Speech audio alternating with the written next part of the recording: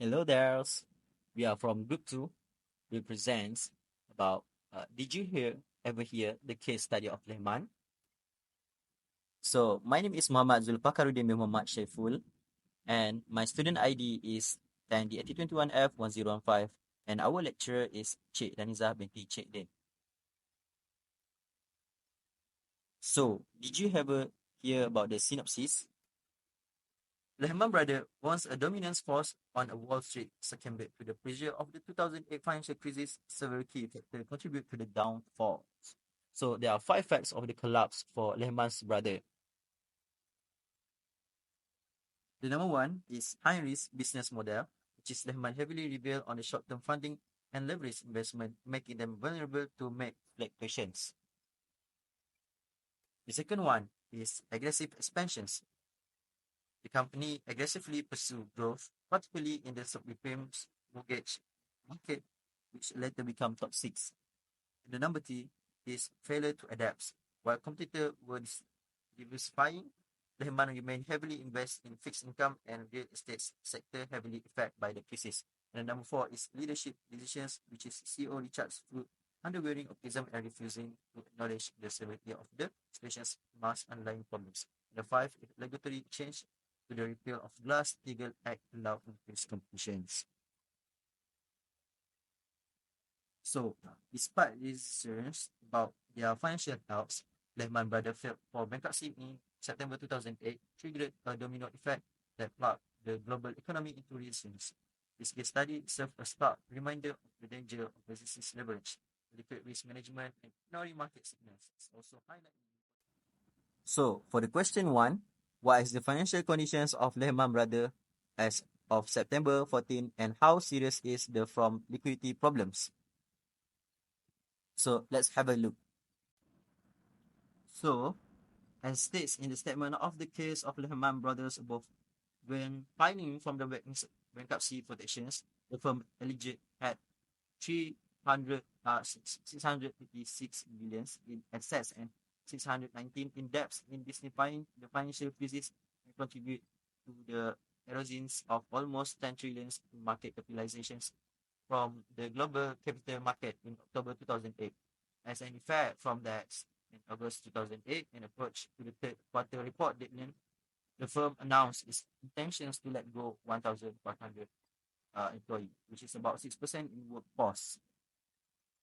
So this thing, we start with the highly leverage, the collapse of United States housing market, and also the primary issue that led to Lehman Brothers financial. And the second one is liquidity issue, which is the surveillance of CLA Act, emphasize the importance of accurate financial reporting, and also about the ethical standards such as integrity and transparency as a crucial financial reporting. And the third one is about the risk exposure, which is the servant of SLA emphasize the need for robust risk management and internal control. And the director should not have taken excessive debt and should have diversified the product portfolio. And the third ethical standard relate to the risk management stress. And the fourth is valuations practice, which is the servant or slave, made it fair value accounting. And the ethical standards in valuations require honest and transparency. So that's all from me. Thank you very much. Hello everyone, I'm the lecturer. My name is Lee Wen Sing and my metric number is 10DAT21F1064. And now I'm going to present about the question number 4, which is consider the 3 options that face the board of Lehman Brothers at their meeting on 14 September 2008 and what should the board of directors do? And here is the answer for the option number 1, bankruptcy and liquidation. For a legal perspective, under Sarbanes-Oxley, it encouraged transparency and accountability. If Lehman Brothers board believed that the company's financial situation was irreparable, opting for bankruptcy might align with the obligation to protect shareholders. And next, from a risk management perspective, if the board deemed the risk of further operation insurmountable, filing for bankruptcy could be a responsible decision to limit potential losses. As a last resort, the board had to consider the option of filing for bankruptcy. Filing for Chapter 11 bankruptcy protection would allow Lehman Brothers to reorganize its operation, sell assets, and attempt to pay off creditors in an organized manner. This option, unfortunately, became the reality on the 15th September 2008 when Lehman filed for bankruptcy. And the second option, seeking government intervention and bailout. For government responsibility, Lehman Brothers, as a systemically important institution, could argue that seeking government intervention is a responsible and socially accountable action. This aligns with the notion of using public funds judiciously to prevent systemic risk. And for professional standard, in extraordinary circumstances, seeking government assistance might align with the risk management principle and preventing a broader financial meltdown.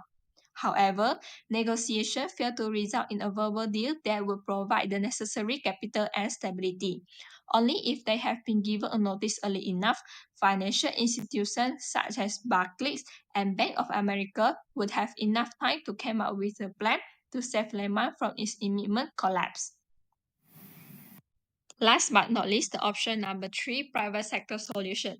The stakeholder interests under ethical obligation it considering the interests of various stakeholders, exploring private sector solutions such as merger or acquisition may align with the ethical obligation of protecting shareholder value and preserving jobs. And for the legal compliance under antitrust law, the board must ensure that any merger or acquisition comply with the antitrust law and regulatory requirements. And the Lehman Brothers had issued preferred stock that could be converted into Lehman share at 32% premium. And by doing so, the firm raised about 6 billion, thereby helping to slightly raise investor confidence in the company, though the confidence was short-lived. And that's all from me. Thanks for listening. Hello everyone, and Cik Nalija. My name is Michelle Jaya and my matric number is 10TT21F1017. I will present about the question 3. What are the fiduciary obligation and responsibility of Lehman Brothers Board of Directors and did they manage to fulfill it? First, duty of care and due diligence. Under separate Australia, corporate boards are expected to exercise due diligence and duty of care, ensuring reasonable care and overseeing financial reporting and internal control. Lehman Brothers board's first criticism for their lack of diligence in existing risks associated with separate mortgages, raising questions about their fulfillment of duty of care. Lehman failures to bring the truth and fulfill their duty of care contributed to the firm's corporate affecting everyone involved. Second, duty of loyalty. Under ethical standards, directors are required to provide the company interests and manage conflict of interest transparently. Lehman Brothers Board first criticism for potential conflict of interest, failing their adherence to the duty of loyalty. The separate Act requires CEO and CFO to personally certify the occurrence of the company financial statement and disclosure. Thirdly, duty to act in good faith. Separate Australia requires directors to act in good faith, honestly, and in the best interest of the company and its shareholders.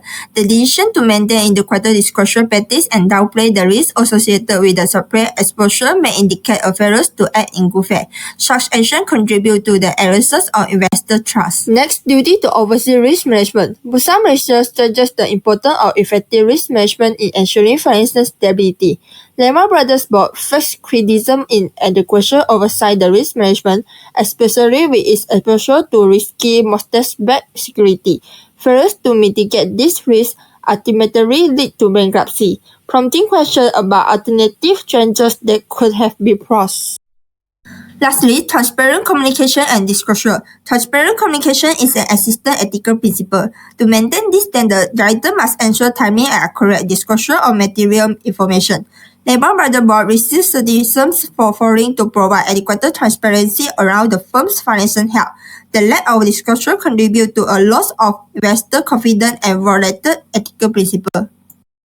In conclusion, Lehman Brothers Board of Directors face challenge in fulfilling their fiduciary obligation. The existence such as shortcoming in due diligence, conflict of interest management, acting in good faith, overseeing risk management, and transparent communication.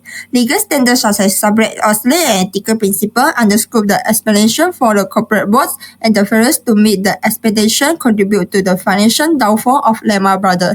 That's all from me. Thank you. Hello everyone. My name is Nur Iman Nabila binti Hamdan, and along with my metric number, which is 10DAT21F1037, we will be diving more into the agency theory, stakeholder theory, and stewardship theory. Let us delve into how implications of the Lehman Brothers case relate with the perspective from agency theory. In general, agency theory translates to a relationship where one party, which is the principal, delegates their work to another party, which is the agent, to carry out certain tasks or make decisions on their behalf. The collapse of Lehman Brothers had highlighted that there is a potential misalignment of interest happen between the management decisions, which is the agent here, and shareholders, which is the principal. From the case, we can acknowledge that there is an inherent risk existed where Lehman Brothers used their decision-making authority given by their principal only for the sake of their own interest, causing their reckless action to turn into minimizing the shareholder values. Now, we will be moving on to the stakeholder theory. Stakeholder theory suggests that organizations should consider the interests of all people and groups who can be affected by or who can affect the organization. Unfortunately, due to the bankruptcy in August 2008, the firm had announced their intentions in letting go 1,500 employees. In this case, the board should have considered solutions that could minimize the negative impact on Lehman's workforce. The board should have communicated openly about Lehman's financial condition on the first place. And now we will see how the implications of this massive bankruptcy in the point of view of stewardship theory. Stewardship theory is a concept that those in managerial roles are the stewards, who have a fiduciary duty to act in the best interest of the organization. In this theory, it assumes that managers can be trusted to act responsibly without the need for extensive monitoring or external controls by the owners. On the other hand, the collapse of Lehman Brothers have challenged the assumption of the existence of inherent trustworthiness in Lehman Brothers firm. Questions have been arising about whether the leadership of the CEO, which is Richard Field, fulfilled his role as responsible stewards or not. The firm's exposure to high-risk assets, inadequate risk management, and questionable financial practice says otherwise. Additionally, stewardship theory encourages only on a long-term perspective in decision-making. The emphasis on short-term financial gains and risky investment strategies had contradicts the long-term perspective advocated by stewardship theory. These firms' actions appeared to be only prioritizing immediate profits over the enduring success of the company. Hello there, my name is Kishan Verma. My metric number is 10DAT21F1039. So now I'm going to explain our question 2, which is what is our conclusion about the company's ability to function as an ongoing enterprise and what steps will need to be taken in order them to open the business back.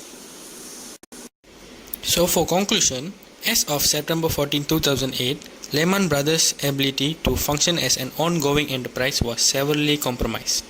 The culmination of liquidity crisis, exposure to toxic assets, and a loss of investor confidence had brought the firm to brink of collapse. Next, what are the key considerations regarding company's ability to continue operation? So the first key consideration is liquidity concerns. Lehman's severe liquidity problems were a primary hindrance to its ongoing operations. The inability to meet its short-term obligation raised doubts about its solvency, a critical factor for the continuous functioning of any financial institution.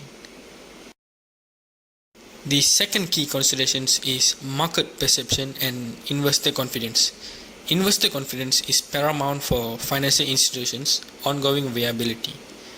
Lehman Brothers had experienced a significant loss of market trust, with its stock price plummeting and stakeholders questioning its ability to navigate the financial turmoil. Next, what are the steps needed to be taken in order them to open the business back? One of these steps are transparent financial reporting. Based on ethical standards, Sarbanes-Oxley, transparent financial reporting is a cornerstone of ethical corporate behavior. Lehman must adopt rigorous reporting practices, ensuring accurate and timely disclosure of its financial condition to rebuild trust.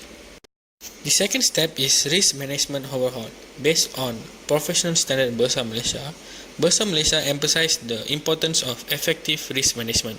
Lehman needs to re-evaluate and strengthen its risk management practices, preventing a recurrence of the subprime crisis, aligning with the professional standard. The last but not least step is stakeholder communication. Based on ethical standard, open and honest communication is essential for rebuilding trust. Lehman must engage with shareholders, employees, and regulatory bodies, providing a clear roadmap for recovery and addressing concerns properly. Hai, Assalamualaikum. Nama saya Muhammad Haziq bin Zaid Ramzi dan nombor bukti saya adalah 10 DAT 21F1075 dan saya akan membentangkan tentang Lehman Brothers soalan 6 dan kesimpulannya. Soalan 6, bagaimanakah CEO atau dualiti pengerusi membantu atau merugikan syarikat? Jawapan di dalam aspek positif. Pertama adalah pengambilan keputusan yang cekap seperti teori agensi yang dicadangkan oleh Jameson and McLean pada 1976 di bawah pimpinan Falk. Lehman Brothers mengembangkan kehadirannya di pelbagai pasaran kewangan dan menjadi pemain utama dalam perbankan, pelaburan dan perkhidmatan kewangan. Kedua adalah visi strategik dan konsistensi mengikut teori pihak berkepentingan. Falk mengemudi Lehman berhak melalui cabaran kewangan sebelumnya, termasuk krisis kewangan Rusia pada tahun 1998 dan kejatuhan pengusaha modal jangka panjang. Firma itu pulih daripada cabaran ini dan meneruskan operasinya. Jawapan di dalam aspek negatif. Kurangan semak dan baki mengikut teori agensi, pemisahan peranan CEO dan pengerusi sering dianjurkan untuk memperkenalkan sistem pemisahan dan baki. Dualiti memupukkan kuasa kepada seorang individu yang berpotensi membawa kepada pelaksanaan kuasa yang tidak terkawal. Kedua adalah kebebasan lembaga terhad mengikut teori pihak berkepentingan yang mempertimbangkan kepentingan pelbagai pihak berkepentingan adalah penting untuk kejayaan yang panjang. Dualiti boleh menghadkan keupayaan lembaga untuk menilai dan menangani kebimbangan pihak berkepentingan secara bebas. Lehman Brothers menekankan potensi kelemahan kebebasan lembaga terjejas. Ketiga adalah pendedahan kepada gadai janji subprima. Lehman Brothers di bawah kepemimpinan Falk menjadi sangat terdedah kepada gadai janji subprima dan sekuriti yang disokong oleh gadai janji, disebabkan oleh kekonsultan dalam pasaran rumah Amerika Syarikat yang memainkan peranan penting dalam krisis kewangan tahun 2008. Nombor 4 adalah kegagalan pengusaha risiko. Peneliti berujar bahawa Lehman Brothers di bawah Falk gagal dalam amalan pengurusan risikonya dan akibatnya tutupan mahkamah difailkan bagi pihak pembeli sekuriti Lehman Brothers terhadap 3 eksekutif kanan termasuk ketua pegawai eksekutif. Mahkamah itu mendakwa bahawa eksekutif gagal mendedahkan penggunaan teknik perkawanan kontroversi dan memberi gambaran salah mengenai kedudukan kewangan Lehman Brothers. Akhir sekali adalah kesimpulannya, keruntuhan Lehman Brothers berfungsi sebagai kisah amaran menunjukkan kepentingan kritikal keputusan, pengurusan risiko dan kelakuan beretika dalam pelaporan kewangan. Ia menggariskan aplikasi teori taktik urus korporat dan menekankan keperluan untuk komitmen menyeluruh untuk membina semula kepercayaan dan mengurangkan faktor yang membawa kepada kejatuhan awal.